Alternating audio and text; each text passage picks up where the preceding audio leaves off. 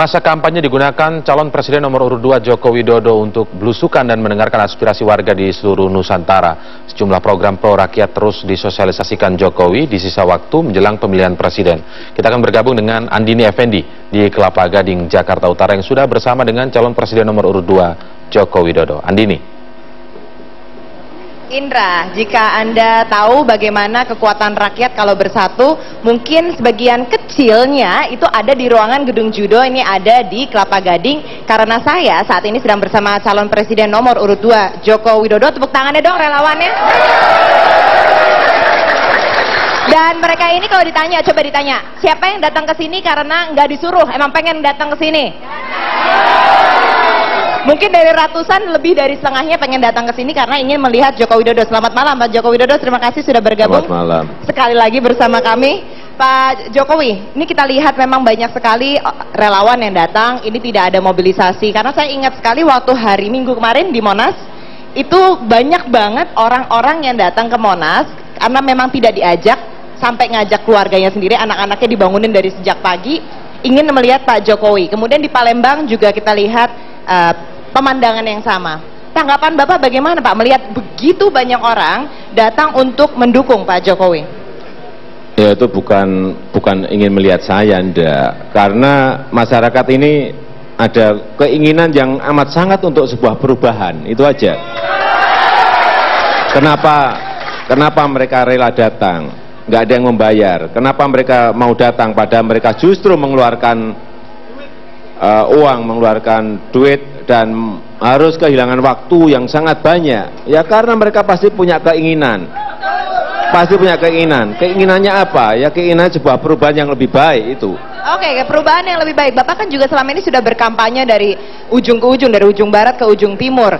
Kira-kira sebenarnya perubahan apa sih Pak yang diinginkan oleh rakyat Indonesia pada secara general tuh apa gitu yang diinginkan oleh mereka yang harus menjadi prioritas? Ya tentu saja sebuah kehidupan yang lebih baik.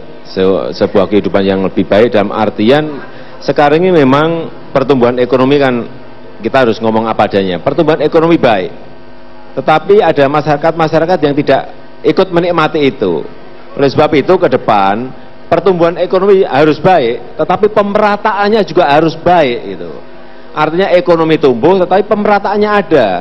Dan sampai sekarang masalahnya tetap sama, itu yang belum merata, itu yang belum merata. Silakan yang kaya semakin kaya, tetapi yang miskin harus juga semakin kaya gitu. Baik. Itu yang kita inginkan. Baik, berbicara soal ekonomi, saya membaca sebuah artikel Pak, ini cukup miris karena dikatakan kalau Indonesia tidak melakukan reformasi, terutama di bidang ekonomi, kita akan stagnan, kita tidak akan lebih dari 6%. Karena target kita selalu di atas 6%, bahkan 7%. Tapi karena tidak ada reformasi itu, akhirnya kita akan terjebak, akan stagnan. Nah, sebagai calon pemimpin, dengan negara populasi, ini negara populasi keempat terbesar ya Pak di dunia, apa reformasi apa yang akan Bapak utamakan? Yang sering saya sampaikan, yang utama itu memang pembangunan SDM-nya dulu. Pembangunan sumber daya manusianya, itu diutamakan. Lewat apa? Lewat pendidikan. Lewat apa lagi?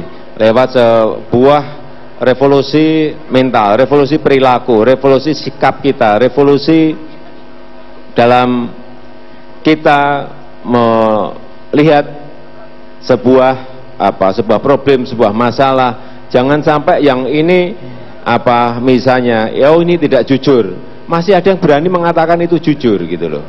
Yang ini tidak baik, masih ada yang mengatakan itu baik. Sehingga inilah yang harus, pola pikir seperti itu harus dirubah total. Bahwa kalau yang baik ya katakan baik, kalau yang tidak baik ya katakan tidak baik, yang benar katakan benar, yang tidak benar katakan tidak benar. Ini harus dirubah. Jangan sampai karena rekayasa kelihatannya yang jelek menjadi baik, yang baik malah justru menjadi jelek. Ini bolak-balik seperti ini yang membingungkan. Kemudian yang kedua, ini masalah reformasi di birokrasi kita. Memang harus kita berani reformasi birokrasi kita. Kita ini kita harus ngomong apa adanya. Kita ini mempunyai birokrasi, pegawai negeri sipil kita, PNS kita ini pinter-pinter. Ada doktornya, banyak magister manajemennya, sarjananya banyak sekali. Tetapi sistemnya tidak dibangun. Kalau sistem itu bisa dibangun, kita bisa lebih efisien, PNS itu juga akan nantinya akan mendapatkan tambahan kesejahteraan, baik di tunjangannya, baik di gajinya. Baik. Itu kalau bisa semua diefisienkan. Oke, baik. Kita akan berbicara lagi karena kita akan membuat rame nih Pak malam hari ini. Seperti kata Bapak, kita akan buat rame pada debat minggu lalu. Pelajaran para warrior berikut ini, tetaplah bersama kami.